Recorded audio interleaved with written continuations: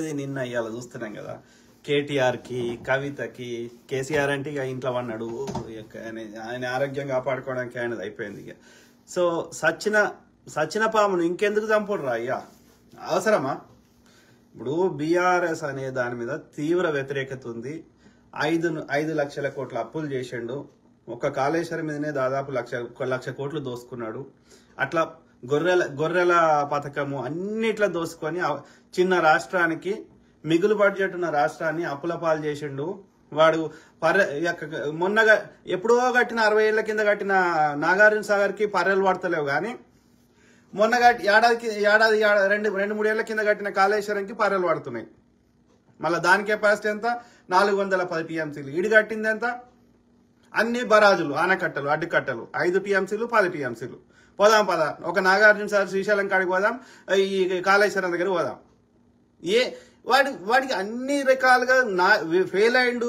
వాడు మోడీ గాడు కేంద్రంలో, రాష్ట్రంలో కేడీ గాడు కేసీఆర్ ఫెయిల్ అయిండు అనే వాడిని పక్కన పెట్టింది.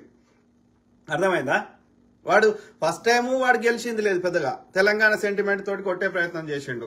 వాడే తెలంగాణ తెచ్చినని వీడు ప్రచారం చేసుకున్నాడు. వాడు ఎట్లయితే ఇలా వాడు 350 లక్షల కోట్లు నరేంద్ర మోడీ దోషి ఇప్పుడు జై శ్రీరామ్ అంటున్నాడు. వాడు అంటే జై శ్రీరామ్ పేరు చెప్తే ఇక వాడు దోసుకునే అన్ని మర్చిపోతామని, పెట్రోల్ మీద దోసుకునే అట్లా. సో అట్లా వీని పక్కన పెట్టినాక కేసీఆర్ ని మళ్ళీ ఒడోటెత్తాడు. వాళ్ళకి పూజకు పనికి రాని పువ్వుని పక్కన పెట్టినాక మళ్ళీ పూజకు వాడతారు. అది సచ్చిన పామును చంపుతారు ఎవడన్నా.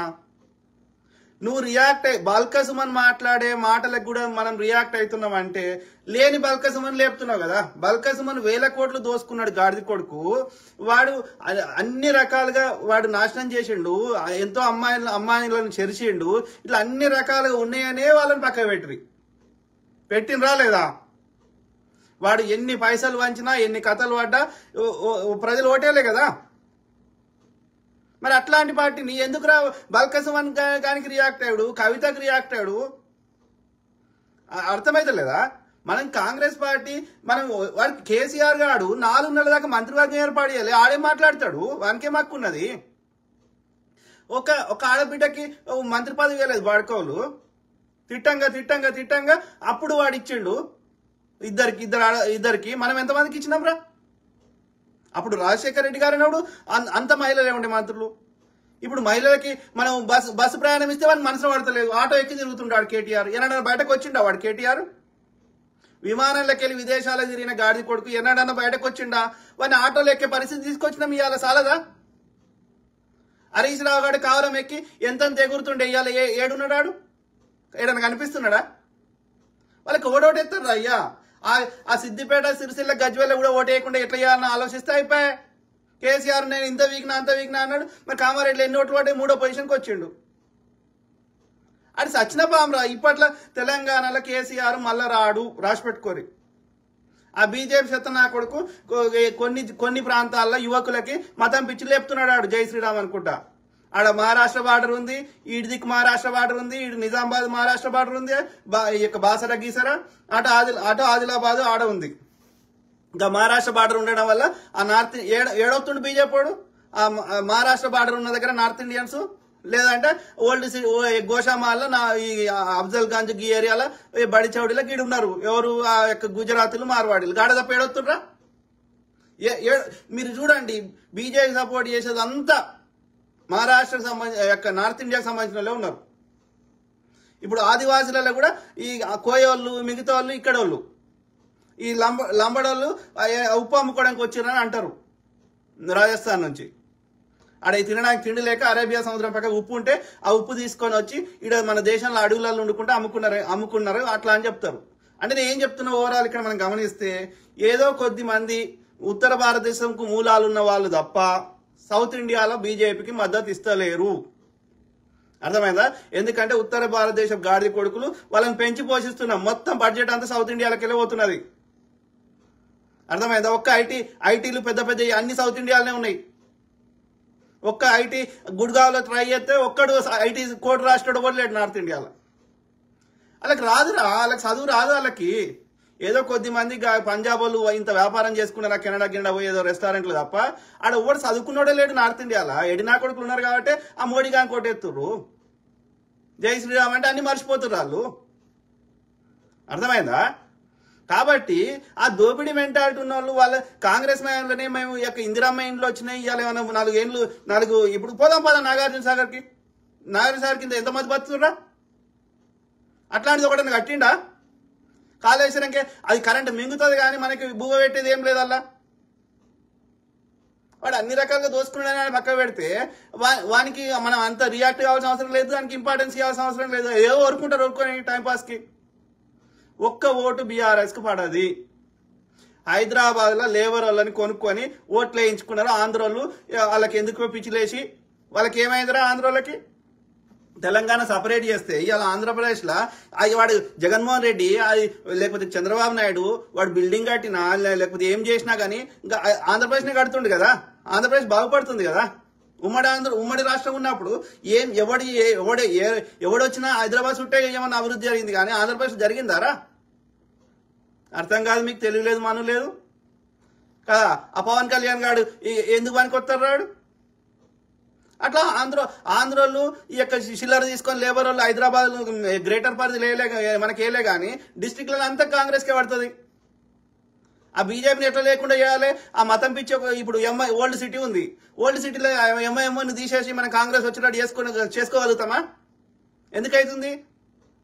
మతం పిచ్చి లేపితే అది పిచ్చి చెట్టు, అది మంచి చెట్లను పెరగనియది, ఓల్డ్ సిటీని అభివృద్ధి చేయనియది. ఆ కిరణ్ కుమార్ రెడ్డి మొత్తం ఆర్మీని పెట్టి దింపేసి మంచి చేసే ప్రయత్నం చేస్తే వాడి మూలాలు ఎడగలిపోతే వానికి ఓట్లు పడేయని ఇక అప్పటి నుంచి కాంగ్రెస్ మీద పగ పెట్టుకున్నాడు. బీజేపీ సంఖ్య నాకుతున్నాడు. వీడు హిందువులను అదే అమిత్ షా గాడు ఎంఐఎం తోటి హిందువులను తిట్టిపిస్తాడు, వీడు ముస్లిం తిడతాడు. హిందూ ముస్లిం గొడవలు కావాలి, నార్త్ సౌత్ గొడవలు కావాలి. అన్నదమ్ముల ఎక్కువ ఓట్లు ఎవరి ఉంటాయో వానికి సపోర్ట్ చేసినట్టుగా నటిస్తాడు. నటించి వాళ్ళ ఓట్లు దన్నుకోవాలి. వాటి దోసుకున్న వాటి నుంచి దృష్టి మరల్చాలి. ఇప్పుడు ఆడ మణిపూర్లో ఆడ ఎక్కువ మంది ఉన్న దానికి ఆ యొక్క ఆదివాసుల యొక్క భూములని గుంజుకొని ఈ లోయలు ఉన్న వాళ్ళకి ఇచ్చే ప్రయత్నం చేస్తున్నాడు. ఆడ 2 వర్గాల మధ్య గొడవ పెట్టిండు. వీడు మద్దతు ఇచ్చేదానికి ఈ ఎక్కువ ఉన్న మందికి ఎక్కువ ఉన్న వాళ్ళందరూ ఎల్లకాలం ఓటేస్తే ఇక మణిపూర్లో ఎన్ని జనరేషన్స్ అయినా నేనే పరిపాలిస్తాను. ఇప్పుడు భారతదేశంలో హిందువులు ఎక్కువ ఉన్నారు కాబట్టి హిందువులకు ఏదో మంచి చేసినట్టుగా నటించుకుంటా హిందువుల ట్యాక్స్లను దొబ్బుకుంటా ఇక అలా 84% మంది హిందువులు ఉంటే అందులో సగం మంది ఓటేసిన 42% మంది ఓటేసిన నేను ఎల్లకాలం పరిపాలించుకుంటా. ఎంత దోసుకున్నా ఎన్ని బిఎస్ఎన్ఎల్ అమ్ముకో ఎన్ని ఎల్ఐసీలు బిఎస్ఎన్ఎల్ మీద ఉన్న వాటికున్న ఆఫీసులకు ఉన్న జాగాలు అమ్ముకున్నా 1,00,000 కోట్లు వచ్చేటి. అట్లాంటిది ఆ యొక్క అదానికి అంబానికి 500 కోట్లకి అమ్మేస్తాడు. అంతకంటే ఎక్కువ ఇస్తాం రాష్ట్ర ప్రభుత్వాలు కొనుక్కుంటామంటే ఏడంట వాడు. అట్లా అన్ని దోసుకుంటే మనకు కనిపిస్తలేవా?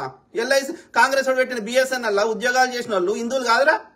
కాంగ్రెస్ పెట్టిన ఐఐటీలు చదువుకుంటే వాళ్ళు హిందువులు కాదురా? బోసుడికే వాళ్ళు.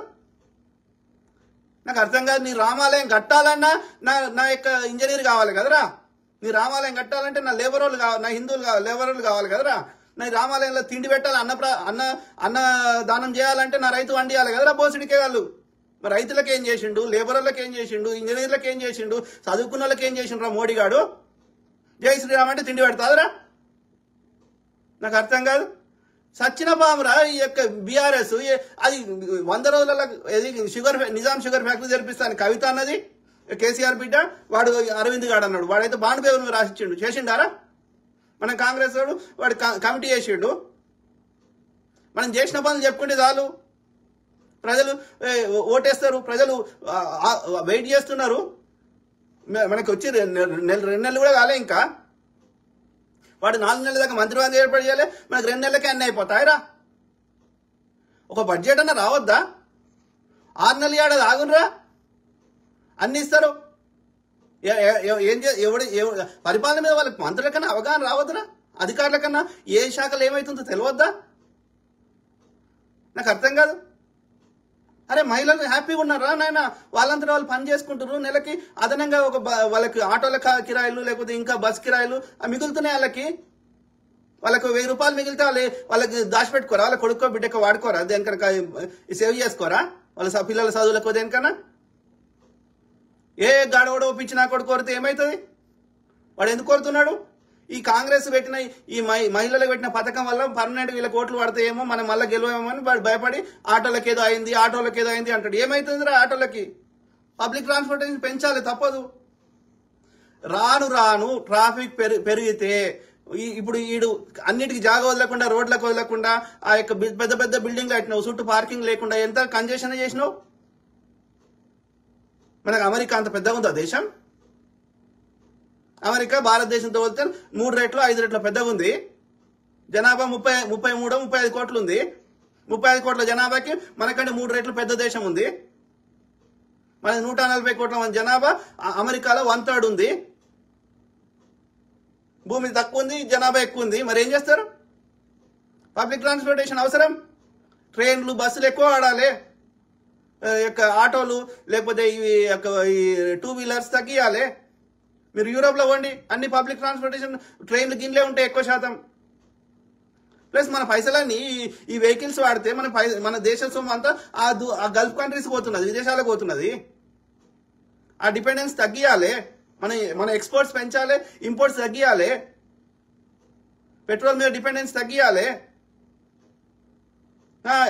ఆటో డ్రైవర్లకి ఏమైంది? ఆ పని చేయకపోతే ఇంకో పని చేసుకో. కంప్యూటర్లు వస్తే వేరే పని చేసుకుంటారా? ఇప్పుడు ఆర్టిఫిషియల్ ఇంటెలిజెన్స్ వచ్చింది, వేరే పని చేసుకోరా? అదే పెద్ద ఎంతమంది బస్సులు ఎక్కేటోళ్ళు ఉన్నారు ఆడోళ్ళు? ఎన్ని ఆటోలు ఉన్నాయి? మొగోళ్ళు ఎక్కరా? ఎమర్జెన్సీ సందులలో బస్సు పోదు కదా, ఎక్కరా? ఎవరికి వచ్చేది వాళ్ళకి వస్తుంది. ఏది లేకపోతే గూడ్స్ ఆటోలు ఉండయా? వస్తువులు తీసుకునే ఆటోలు ఉండయా? కిరాణా షాప్ వాళ్ళకి వీళ్ళకి వాడుకోరా? ఆటోలు ఒక్క ఆటోలు ఎక్కితేనే ఆటోలు నడుతున్నాయా? బల్బు కాకపోతే, కావాలని ఒర్రుడు కాకపోతే ఆటోలు ఎన్నిటికి వాడతారా?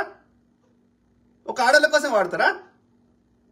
ఎంతమంది ప్రయాణిస్తారు? రోజు ఆటోలు ఇంట్లో పని లేకున్నా పాట లేకుండా ఉరుకుతారా? ఏదో పండగకో, పబ్బానికో, తీర్థానికో, సమ్మక్క జాతరకో ఏదో బస్ ఎక్కి పోతారు. కానీ లేకపోతే ఎవరు పోతారు? వాళ్ళకి ఏదో టీచర్ జాబ్ చేసే వాళ్ళు ఎవరో పోతారు. అందరు ఎందుకు పోతారు? అరే వాడు ఎవడో వరుకుంటే ఏమైతుంది? వరుకొని అది ప్రతి శాఖలో ఉన్న, అది మీ మంత్రుల మీద నమ్మకం లేదు ప్రజలకి. ప్రతి శాఖలలో ఉన్నటువంటి అధికారులని, ఐఏఎస్ అధికారులు ఎవరైతే ఉంటారో కీ శాఖ అధికారులని ప్రెస్ కాన్ఫరెన్స్కి రమ్మనండి. ఆ శాఖలు ఏమైతుంది, మేము ఇది చేయాలనుకుంటున్నాం, ఇంత బడ్జెట్ ఉంది, మా నెక్స్ట్ ఈ ప్రణాళిక ఉందని ప్రజలకు అర్థమయ్యేది చెప్పండి. అది ఏదో వరకుంటుంది కాదు. ప్రియాంక గాంధీ రావద్దని ఎక్కడ రాసిందే కవిత? ఎక్కడ రాసి ఉంది? కాదు, ఇదే కేసీఆర్ గారు కాళేశ్వరం ప్రాజెక్టు ఓపెనింగ్ కి జగన్ పిలిచిండు, పక్క రాష్ట్ర ముఖ్యమంత్రిని. పిలవచ్చా అట్లా? మరి చెప్పండి. మన రిపబ్లిక్ డే సెలబ్రేషన్స్ కి వేరే దేశ ప్రెసిడెంట్ని ప్రతి సంవత్సరం పిలుచుకొస్తాం. పిలవచ్చా అట్లా? ఒక మంచి శుభకార్యక్రమం జరుగుతుంటే ఎవరినైనా పిలుచుకోవచ్చు, తన మంచి ఎవరినైనా పిలుచుకోవచ్చు. కర్ణాటకలో ఇదే మహిళలకి అకౌంట్లలో 2000 రూపాయలు వేసే కార్యక్రమము అప్పుడు పోయింది కదా అందరూ. ఎవరినైనా పిలుచుకోవచ్చు, అర్థమైందా? ప్రభుత్వ కార్యక్రమం అయితే ప్రియాంక గాంధీ నిలవద్దని ఎక్కడ లేదు. అక్కడ చెప్పు కవిత, ఎక్కడుందో మరి. అది తప్పు అయితే కేసేయి, మళ్ళా అది చట్ట ప్రకారం తప్పు అయితే కేసేయి. నువ్వు విలువలే జగన్మోహన్ రెడ్డిని. నేను చెప్పదలుచుకున్న సారాంశం ఏంటంటే, బీఆర్ఎస్ వచ్చిన పాము. వాడు ఎంత వరకున్నా కేసీఆర్ ఇంటింటికి వచ్చి కాళ్ళు మొక్కినా, పొర్లు దండాలు పెట్టినా ఇప్పట్లో కేసీఆర్ రాడు. రాసి పెట్టుకోరు, వాళ్ళకు ఓట్లు పడాయి. నువ్వు ఎంత మంచి క్యాండిడేట్ నిలబెట్టు, ఎంత బలహీన క్యాండిడేట్ నిలబెట్టు. ఎక్కడో హైదరాబాద్ గ్రేటర్ పరిధిలోనే నలుగురిని ఆ లేబర్ వాళ్ళని కొనుక్కుంటుర్రు, అట్లా పడ్డాయి మొన్న. ఓకే, అక్కడ కూడా నువ్వు సరైన అభ్యర్థి నిలబెట్టి మనం కూడా ఇంత పైసలు వాస్తే గ్రేటర్ పరిధిలో కూడా వాడు రాడు. లాస్ట్ టైము మన పార్టీలకు వెళ్ళి పోయటాన్ని ఆపలేదు. కొన్ని చోట్ల బలహీన అభ్యర్థులకు టికెట్లు ఇచ్చారు. ఆ విధంగా మనకి గ్రేటర్ పరిధిలో కొంత నష్టం జరిగింది. అర్థమైందా? ఉప్పల్లో ఇప్పుడు ఆ టికెట్ ఆయనకి ఇస్తుంది మందముల పరమేశ్వర్ రెడ్డి. అప్పటి నుంచి మళ్ళీ